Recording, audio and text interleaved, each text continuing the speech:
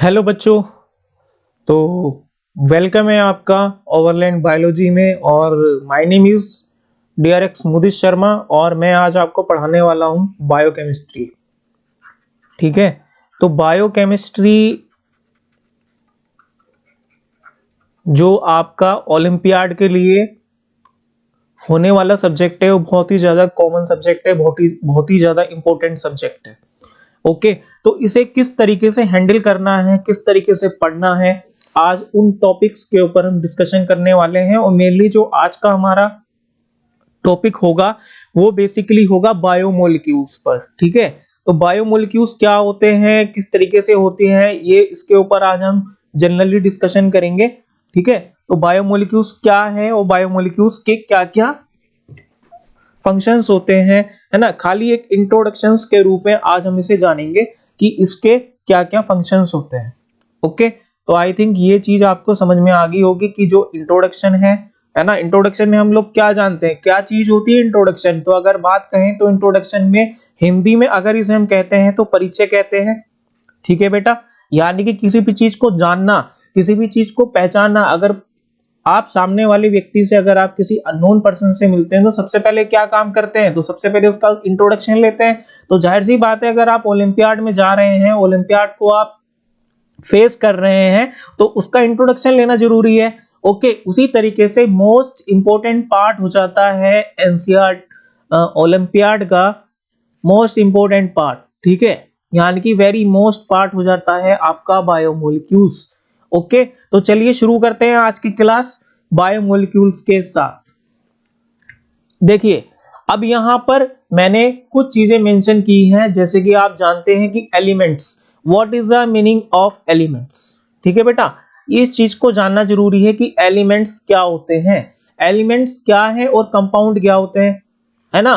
What is the meaning of element and what is the meaning of compound. तो देखिए, matter अगर हम बात करें तो जो मैटर होता है, what is the meaning of matter. Matter is a, अगर हिंदी में इसे बोलते हैं तो हिंदी में बोलते हैं पदार्थ। ओके, अगर जो हिंदी मीडियम के बच्चे हैं, अगर वो भी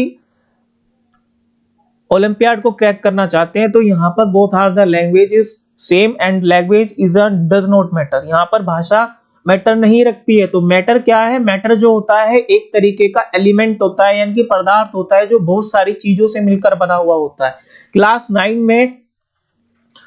9 में आपको एनसीईआरटी का रिवीजन करना है। ये वाला मैं आपको बता रहा हूं कि मैटर क्या है। इस क्लास को अगर आप अच्छे से जानना चाहते हैं, अच्छे से पढ़ना चाहते हैं, तो क्या है, मैटर को अच्छे से पढ़ना है तो क्लास 9 का जो चैप्टर है मैटर, ठीक है, उसको अच्छे से देख लें। ओके, तो matter is a made up of element, यानी कि जो मैटर बना हुआ होता है वो किसका बना हुआ होता है, मैटर बना हुआ होता है आपका एलिमेंट से। ठीक है, तो एलिमेंट क्या क्या हो सकते हैं, what is the meaning of element, है ना। तो एक बात ध्यान से सुन लीजिए, जो एलिमेंट है ना, तो एलिमेंट क्या क्या है, इस चीज को देखना जरूरी है कि एलिमेंट क्या क्या होते हैं।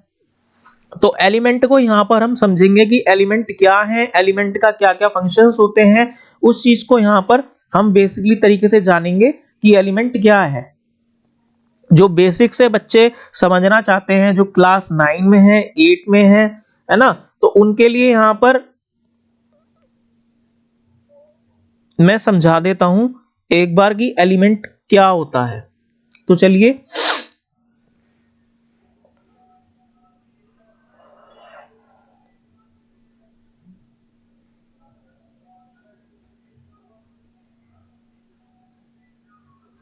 ठीक है, तो एलिमेंट को हम लोग हिंदी में बोलते हैं आपका तत्व। ठीक है, चैप्टर का ऑपरेशन करना जरूरी है, बिना ऑपरेशन के बेटा सक्सेसफुल नहीं हो पाओगे।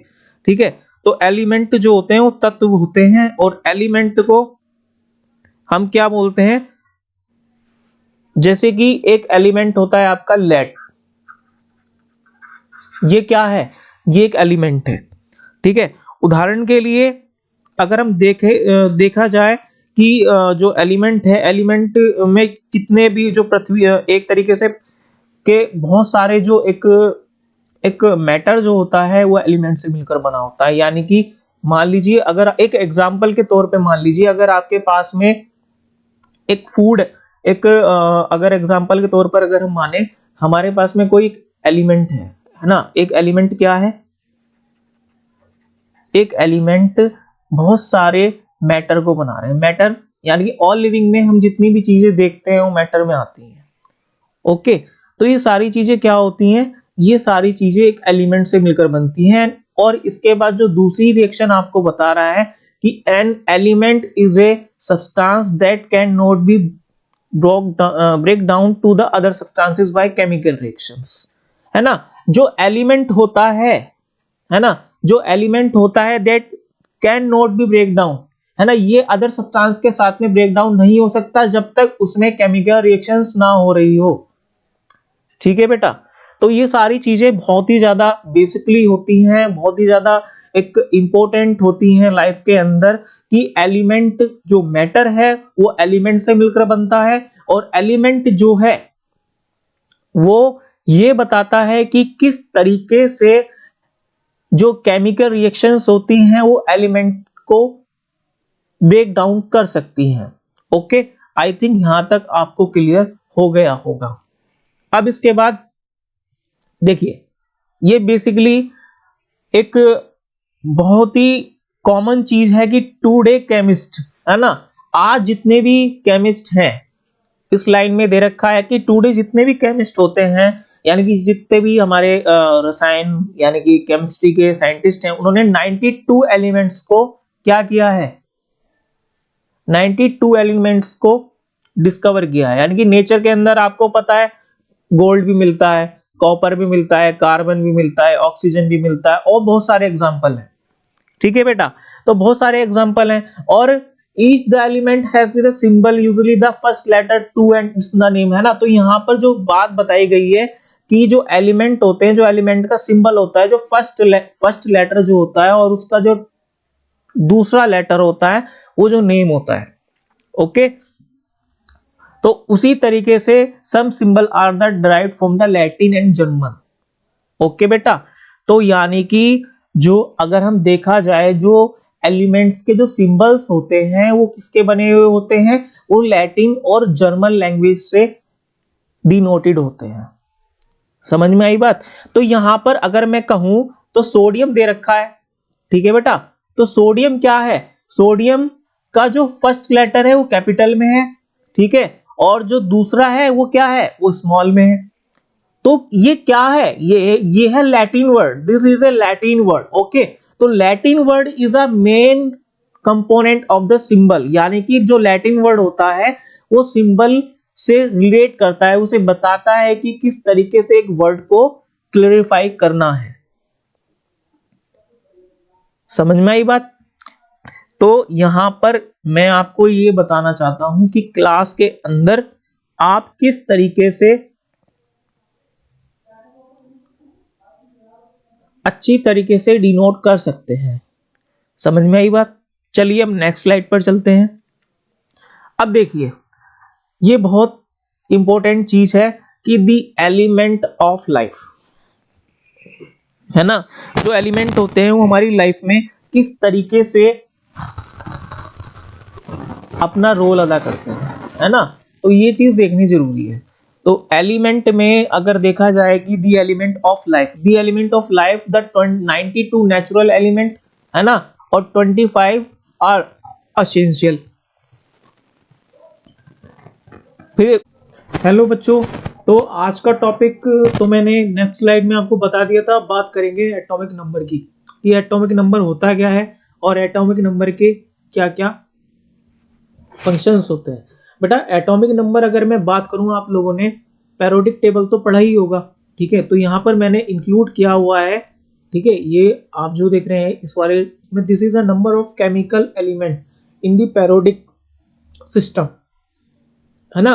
यानी कि पैरोडिक टेबल के अंदर जो केमिकल एलिमेंट होते हैं उनका जो पैरोडिक सिस्टम होता है, पैरोडिक टेबल के अंदर वो इक्वल नंबर होता है प्रोटॉन्स के, है ना। तो इसी तरीके से अगर ये लैंग्वेज आपको समझ में नहीं आ रही है तो नेक्स्ट हम इस वाली स्लाइड में देख सकते हैं कि atomic number atoms of the various element in differ in the number of sub atom. Okay, and particles all the particular elements. ठीक है बेटा, तो कहने का मीनिंग ये होता है कि अगर जो एटॉमिक नंबर होता है वो क्या होता है, एटम्स की के नंबर को डिफाइन करता है। ठीक है, what is a atomic number, यानी कि किसी भी एटम का नंबर जो किसी भी तरीके से उसके नंबर ऑफ प्रोटॉन्स को बताए, है ना। This is a number of protons, यानी कि उसके अंदर कितने प्रोटॉन्स हैं, है ना। दिस इज अ नंबर, हाँ दिस इज ए, अगर बेसिक भाषा में बात करें तो बेसिक भाषा में अगर हम इसका जिक्र करें तो किसको बताएगा, ये प्रोटॉन्स को बताएगा। ठीक है बेटा, आई थिंक यहां तक आपको समझ में आ गया होगा। अब बेटा बात करते हैं आइसोटोप, है ना। आइसोटोप क्या होता है बेटा, आइसोटोप का मीनिंग ये है कि isotope is a same of number of atom, है ना, जहां पर इनके नंबर सेम होंगे, है ना। दो चीजें ध्यान रखना कि नंबर सेम होंगे और इनका जो वेट है वो अलग अलग होगा।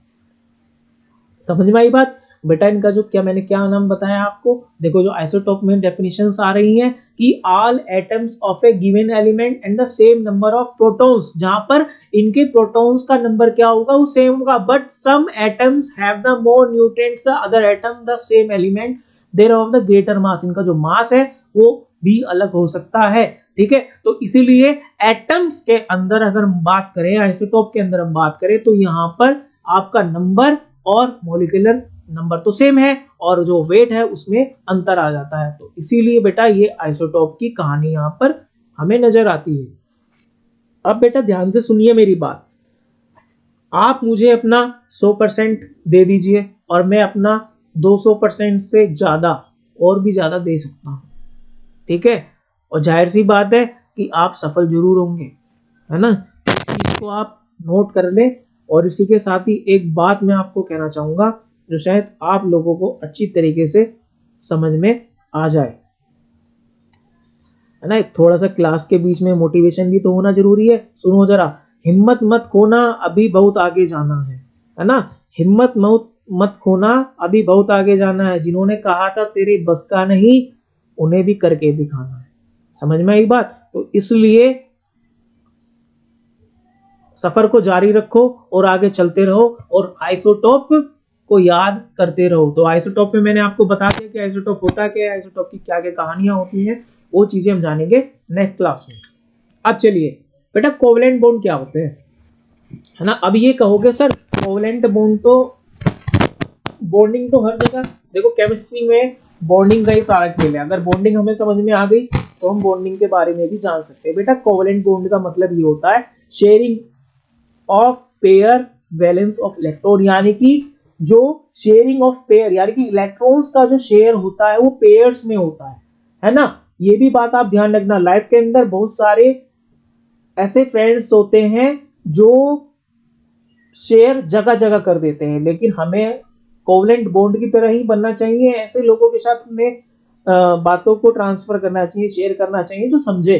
तो वही चीज कोवलेंट बॉन्ड है। कोवलेंट बॉन्ड जो पेयर बनाता है, पेयर में अपनी बातों को शेयर करता है। ये नहीं है जगह जगह अपनी बातों को स्टार्ट कर दिया कहना। तो यही चीजें क्या कहलाती हैं, यही चीजें कोवलेंट बॉन्ड कहलाती है। That is the meaning of covalent bond. ठीक है बेटा, आई थिंक यहाँ तक आपको समझ में आ गया होगा। अगर कोई भी चीज समझ में ना आए तो you have also discuss Telegram group and WhatsApp group, और ये चीजें आप हमें बता सकते हैं। ठीक है बेटा, तो कोवलेंट बॉन्ड की यही कहानी है कि कोवलेंट बॉन्ड आपका केमिस्ट्री में बहुत ज्यादा देखने के लिए मिलेगा कि किस तरीके से कोवलेंट बॉन्ड इलेक्ट्रॉन की शेयरिंग करता है, किसमें करता है, पेयरिंग में करता है। और यहाँ पर मैंने डेफिनेशन को मेंशन किया हुआ है कि a chemical bond that involves the sharing of electrons to the form of electron pairs between the atoms। ठीक है बेटा, तो ये डेफिनेशंस आप नोट कर लेंगे। और ये मैं फिर बात आपको दोबारा से बता रहा हूँ, ये जो क्लास है ये क्लास आपकी बेसिक क्लास है जो बेसिक से शुरू हो रही है। अब बेटा हम बात करते हैं आयनिक बॉन्ड की। ठीक है बेटा, आयनिक बॉन्ड क्या होते हैं, आयनिक बॉन्ड का काम क्या होता है ना। तो आयनिक बॉन्ड को समझेंगे।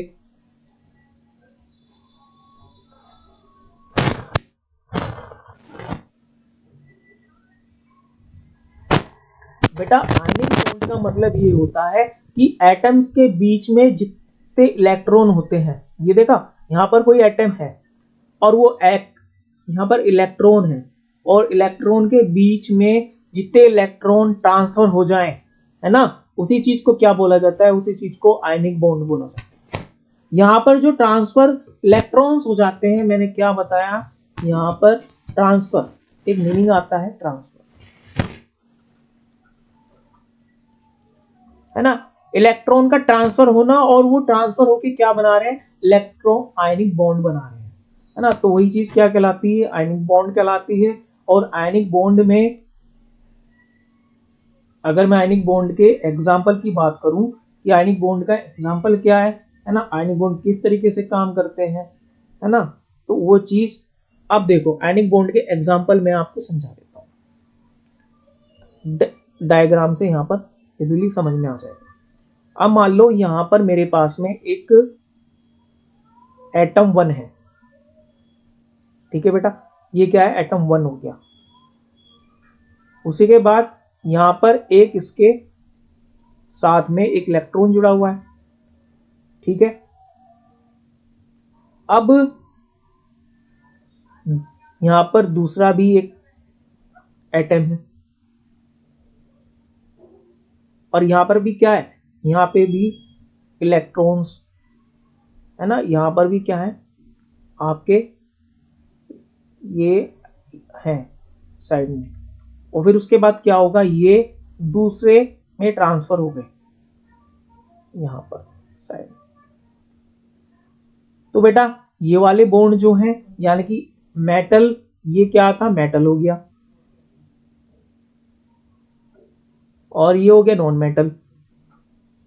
कहने का मतलब पहले वाला जो है वो मेटल है, दूसरे वाला नॉन मेटल है, ठीक है। तो यानी कि जो मेटल के इलेक्ट्रॉन है वो नॉन मेटल में क्या हो गए, ट्रांसफर हो गए, और फिर उसके बाद में क्या बनाते हैं, उसके बाद में एक आयन मॉलिक्यूल बनाते हैं, ठीक है बेटा। यही चीज क्या कहलाती है, यही चीज क्या कहलाएगी, आयन मॉलिक्यूल बनाएगी,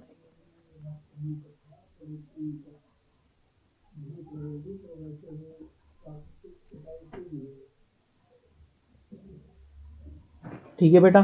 तो यही चीजें बहुत ही ज्यादा कॉमन होती हैं कि आयनिक बॉन्ड क्या क्या चीजें होती हैं, आयनिक बॉन्ड में क्या क्या काम होता है ना। तो आयनिक बॉन्ड का क्या है कि आयनिक बॉन्ड जो होते हैं वो ट्रांसफर करके आयनिक बॉन्ड बनाते हैं, आयन मॉलिक्यूल्स बनाते हैं। समझ में आई बात? तो that is the meaning of ionic bond.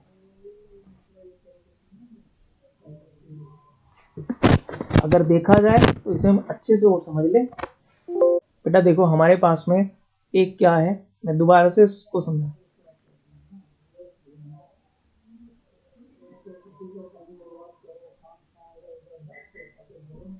ये क्या है, ए, ये हमारे पास में एटम 1 हो गया, है ना, ये क्या है, एटम 1 है, और इस एटम के पास में एक क्या है, एक इलेक्ट्रॉन है, और उसके बाद एक इसने क्या काम करा, बी, बी क्या है हमारे पास में, एक मेटल है,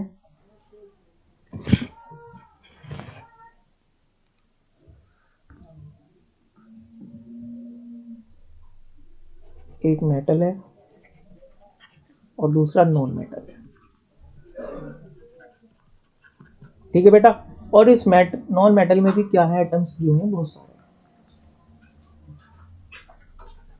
है ना। तो इसमें ये जो मेटल है ना, नॉन मेटल को इसने दे दिया, फिर इसके बाद में क्या बनाएगा, ए और प्लस बी,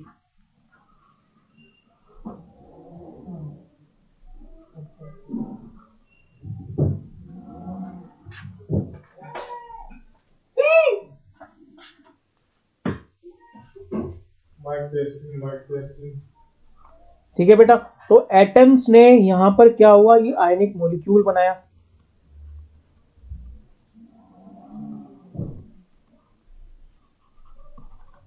ठीक है बच्चा। तो ये आयनिक बॉन्ड यानी कि एटम 1 में एटम 2 को क्या हुआ, ट्रांसफर हो गया नॉन मेटल के पास में। अब ये क्या बनाएंगे मिलकर, ये आयनिक मॉलिक्यूल बनाएंगे। तो सिंपल सी वे है कि transfer of atom, transfer of molecules, ठीक है। तो यही चीज क्या कहलाती है, यही चीज कहलाती है आयनिक बॉन्ड में, ठीक है बच्चा। अब बेटा सिंपल वे में बात करते हैं कार्बोहाइड्रेट की। कार्बोहाइड्रेट होता क्या है, मेनली कार्बोहाइड्रेट का काम क्या होता है इनका, कार्बोहाइड्रेट में किस तरीके से एक फॉर्म होती है। तो बेटा सिंपल तरीके से अगर मैं बात करूं तो कार्बोहाइड्रेट 3 यूनिट से मिलकर बना होता है, आपको यहां पर नजर आ रहा होगा। पहला है कार्बन, ऑक्सीजन और हाइड्रोजन। ठीक है बेटा, कार्बन, हाइड्रोजन और ऑक्सीजन, तो ये 3 चीजें यहां पर हैं।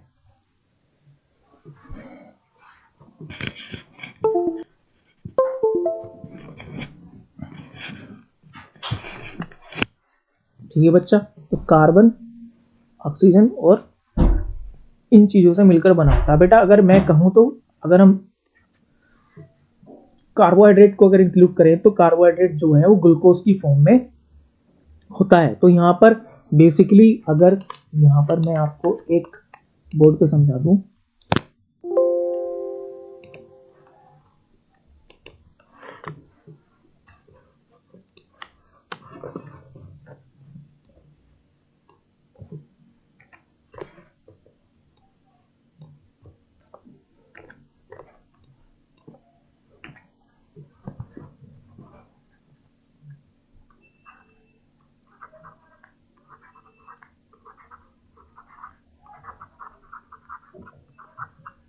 है ना। कार्बोहाइड्रेट क्या है, कार्बोहाइड्रेट के अंदर 3 चीजें सबसे ज्यादा यूज होती हैं। एक तो आपका कार्बन, ठीक है, और दूसरा हाइड्रोजन और फिर ऑक्सीजन। ठीक है बेटा, तो कार्बन, हाइड्रोजन और ऑक्सीजन इसके अंदर देखने के लिए मिलती है हमें। अब ये चीज, अब एक बात बताओ कि कार्बन, हाइड्रोजन जो कार्बोहाइड्रेट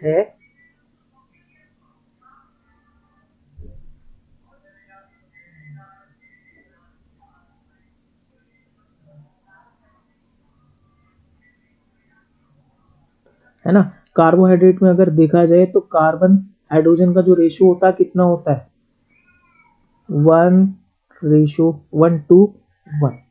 ठीक है बेटा, तो इनका जो रेशियो होता है वो होता है। अब इनके अंदर भी बेटा एलिमेंट्स होते हैं, है ना। इनके अंदर एलिमेंट्स कौन से होते हैं, तो कार्बन हो गया, है ना, हाइड्रोजन हो गया और फिर ऑक्सीजन हो गया। ठीक है बेटा, इनके अंदर भी एलिमेंट्स होते हैं। तो यही चीजें इनका एक रेशियो बताता है। तो इसी तरीके से इनका बहुत ही ज्यादा इंपॉर्टेंस होती है कि कार्बोहाइड्रेट का क्या है, कार्बोहाइड्रेट क्यों जरूरी होते हैं, कार्बोहाइड्रेट का काम क्या होता है ना। कार्बोहाइड्रेट की एक सिंपल फॉर्म होती है जिसे हम बोलते हैं, क्या बोलते हैं, मोनोसैकेराइड।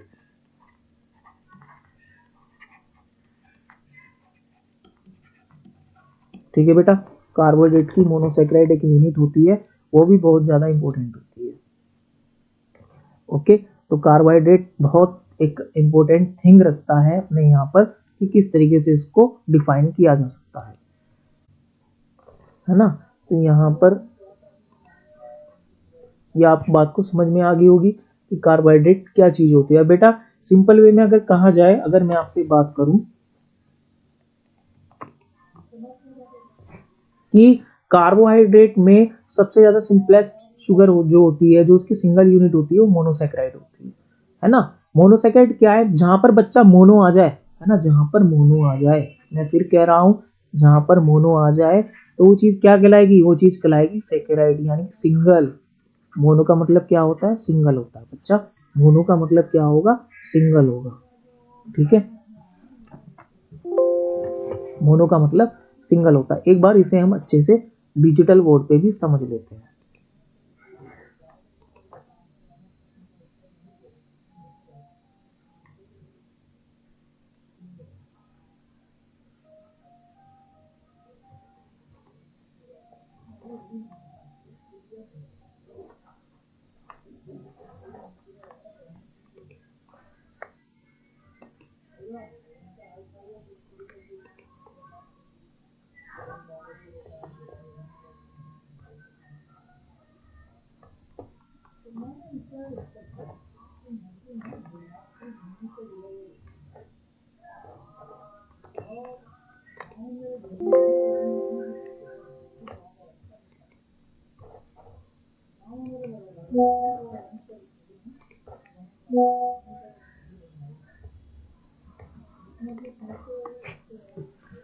ठीक है बेटा, देखो मोनोसेकेराइड,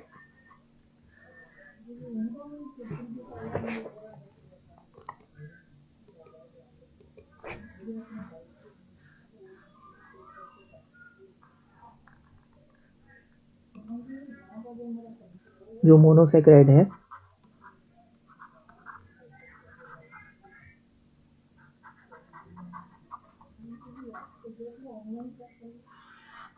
ये है सिंगल। ठीक है, सिंगल यूनिट होता है बेटा, मोनोसेकेराइड जो होता है वो सिंगल यूनिट होता है। दूसरा, मोनोसेकेराइड का बेसिक फंक्शन क्या होता है वो मैं आपको बता देता हूँ। यहाँ पर हम मोनोसेकेराइड अगर जाने कि मोनोसेकेराइड क्या होता है, मोनोसेकेराइड का बेसिक फंक्शन क्या है, उसको समझना जरूरी है।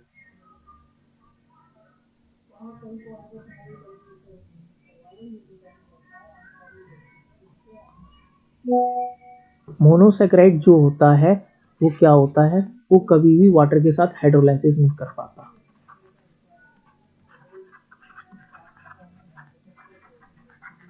ठीक है बेटा, कभी भी वाटर के साथ हाइड्रोलाइसिस नहीं कर पाता। दूसरा, इसलिए ये मोनोसेकेराइड कहलाते हैं। और इसके अंदर एग्जाम्पल क्या होते हैं मोनोसेकेराइड के बेटा, एक तो ग्लूकोज, ठीक है, ग्लूकोज हो गया। दूसरा आपका फ्रक्टोज, है ना, और दूसरा आपका राइबोज।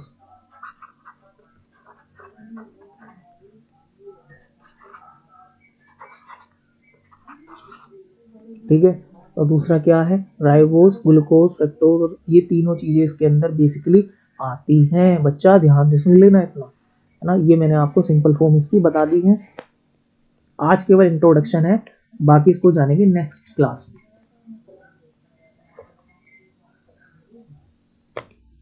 अब बच्चा हम बात करेंगे कि शुगर क्या होती है ना।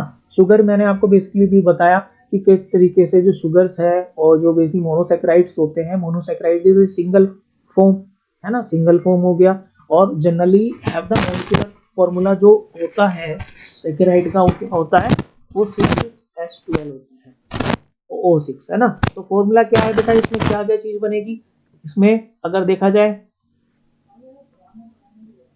कार्बन 6, हाइड्रोजन 12 और ऑक्सीजन के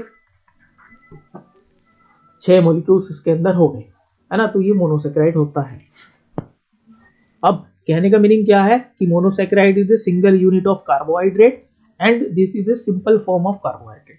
ओके बेटा, तो यानी कि कार्बो में यहाँ पर एक इंट्रोडक्शन के तौर पर, बेसिक के तौर पर मोनोसेकेराइड जो है is a part of carbohydrate. और ये लाइफ में किस फॉर्म में मिलेगा, एक तो ग्लूकोज की फॉर्म में मिलता है, मैं दोबारा बता रहा हूँ, फ्रक्टोज में मिलेगा,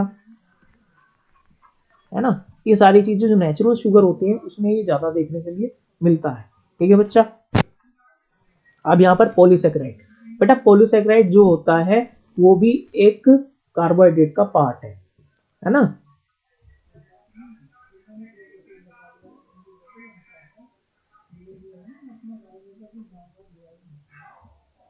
है ना, पॉलीसेकेराइड होता क्या है बेटा, पॉलीसेकेराइड अगर एग्जांपल के तौर पे बताऊं, अगर जनरल लाइफ में देखोगे तो स्टार्च क्या है, पॉलीसेकेराइड है। सेलुलोज, ठीक है। दूसरा ग्लाइकोजन,